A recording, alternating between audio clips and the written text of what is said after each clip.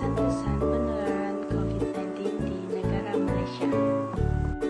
Seperti yang kita ketahui, pandemik COVID-19 terbaru yang mulanya dikesan pada pertengahan Desember 2019 di Bandaraya Wuhan, Hubei, China dan telah diiktiraf sebagai pandemik oleh Pertubuhan Kesihatan Sedunia iaitu WHO pada 11 Mac 2020. Pada 13 Mac 2020, WHO telah mengumumkan benua Eropah telah menjadi pusat baharu bagi pandemik COVID-19.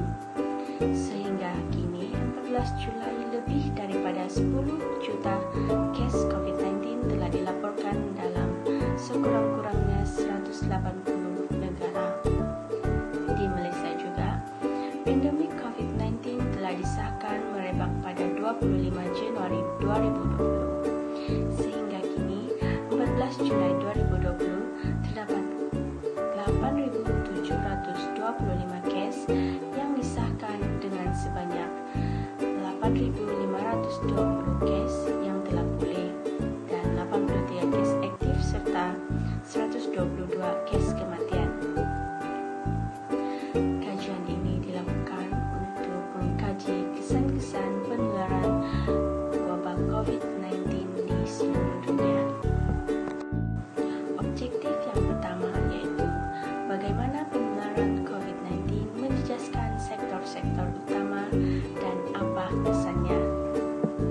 Sektor yang utama yaitu sektor perkilangan pekerja dan pengguna. More than 12 million US workers are employed in the manufacturing sector. According to the Bureau of Labor Statistics, the federal government is working on a series of measures to help factory workers and other hourly wage earners who have been affected by the pandemic, including boosting unemployment benefit and paid sick leave. Ini adalah petikan daripada artikel yang ditulis oleh Nancy Silen pada 20 Mac 2020 yang menceritakan tentang penutupan sektor perkilangan di Amerika. Dalam pernyataan tersebut juga, dapat kita sebagai pembaca merumuskan tentang nasib pekerja di sana berisiko untuk hilang punca pendapatan dan melalui kegawatan ekonomi sendiri. Sektor yang kedua yang terjejas ialah sektor pelancongan dan pengangkutan. Sektor ini terjejas berpunca daripada pembatalan tempahan dari pelanggan atas dasar kesihatan serta perintah kawalan pergerakan di setiap negara. Syarikat penerbangan Emirates, Qatar Pacific, Singapore Airlines dan Malindo Air juga terpaksa menjalankan langkah pengurangan kos untuk mengekalkan aliran tunai. Di Malaysia, Tan Sri Muhyiddin Yassin menjelaskan anggaran kerugian keseluruhan dalam sektor pelancongan mulai Januari hingga Februari 2020 adalah sebanyak RM3.37 bilion akibat penularan COVID-19. Sektor yang ketiga yaitu sektor komoditi. Sektor ini sekaligus berdepan dengan kejatuhan harga akibat kejatuhan permintaan di peringkat dunia, khususnya minyak mentah, sawit, getah dan lain-lain. Petronas, syarikat minyak petrol gergasi di Malaysia, telah mengalami kerugian besar apabila harga minyak jatuh semasa PKP. Kerana jatuhnya harga minyak mentah mencapai $0 per barel. Sektor yang terakhir iaitu sektor pasaran kewangan dan mata wang. Di Malaysia, pasaran kewangan domestik pada bulan Mac mengalami aliran keluaran bukan pemaus tautin sebanyak RM17.7 bilion berikutan peningkatan sentimen pengindaran risiko global yang semakin ketara.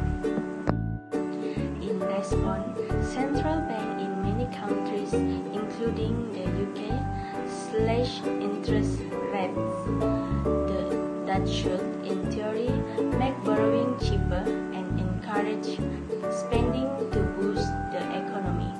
Petikan ini melaporkan bahwa bank di serata dunia membuang kadar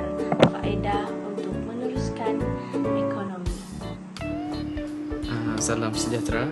Saya Alexander Dian dan saya akan mewakili ahli kumpulan F untuk membentangkan laporan berkaitan dengan kesan-kesan penularan COVID-19 di negara Malaysia. Okey. Dalam laporan ini dia ada 3 objektif dan saya akan bentangkan objektif 2 dan 3, di mana objektif 2 ini ialah bagaimana hubungan sosial manusia sebelum dan semasa penularan wabak tersebut berubah untuk memastikan keselamatan sejagat. Yang pertama, kita akan lihat dari sudut kebudayaan dan keagamaan, di mana sebelum PKP dilaksanakan dan wabak COVID ini menular, warga negara Malaysia dapat melihat dan ikut serta dalam mana-mana perayaan seperti upacara perkahwinan dan sambutan hari jadi. Contohnya, selain itu, kita juga dapat melihat setiap umat menunaikan ibadah dengan selesa. Contohnya ialah umat Islam, di mana mereka dapat melakukan solat Jumaat dan dapat pergi ke Mekah untuk menunaikan haji tanpa ada halangan daripada mana-mana pihak. Namun, selepas PKP ini dilaksanakan, segala aktiviti di luar rumah seperti aktiviti pelancongan, aktiviti sukan dan aktiviti keagamaan dihentikan seketika bagi memutuskan rangkaian COVID-19. Bagi aktiviti riadah, rakyat bebas membuat mana-mana aktiviti khasnya pada hujung minggu seperti berkemah, menonton wayang dan bersenam. Namun, selepas PKP dilaksanakan, Majlis Keselamatan Negara MKN telah mengeluarkan senarai aktiviti-aktiviti yang tidak dibenarkan semasa pelaksanaan Perintah Kawalan Pergerakan khasnya pada PKPB, iaitu Perintah Kawalan Pergerakan Bersyarat. Antaranya ialah seperti menonton wayang, aktiviti di pusat karaoke, taman tema, muzium dan segala aktiviti yang sewaktu dengannya telah dilarang sama sekali. Bagi aktiviti persekolahan dan pekerjaan, pelajar boleh menghadiri kelas seperti biasa dan setiap pekerja boleh menjalankan tugas seperti biasa. Pekerja juga dapat mengadakan mesyuarat dalam bilangan yang banyak dan peniaga juga boleh bebas berniaga di mana-mana sahaja. Selepas PKP dilaksanakan, semua sekolah dan pusat pendidikan serta APT diarahkan tutup selaras dengan Perintah Kawalan Pergerakan yang bermula pada 18 Mac 2020.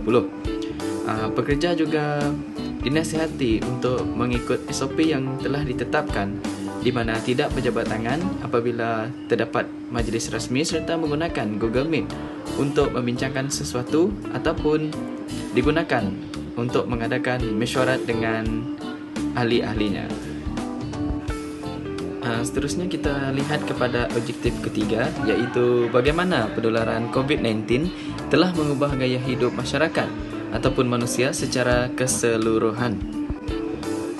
Penularan wabak COVID-19 ini telah pun mengubah norma hidup kepada gaya hidup yang baharu.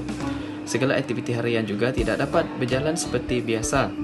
Rakyat juga dinasihati agar sentiasa mengamalkan penjarakan sosial, pemakaian mask dan pemakaian cecair pencuci tangan ataupun hand sanitizer.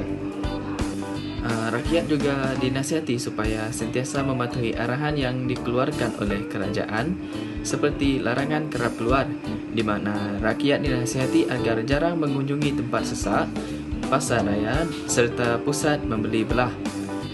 Amalan kerja dari rumah dan kelas online bagi pelajar juga dilaksanakan semasa PKP, di mana pelajar dan pekerja dapat berhubung menggunakan aplikasi yang canggih seperti Google Meet, Telegram, WhatsApp dan sebagainya.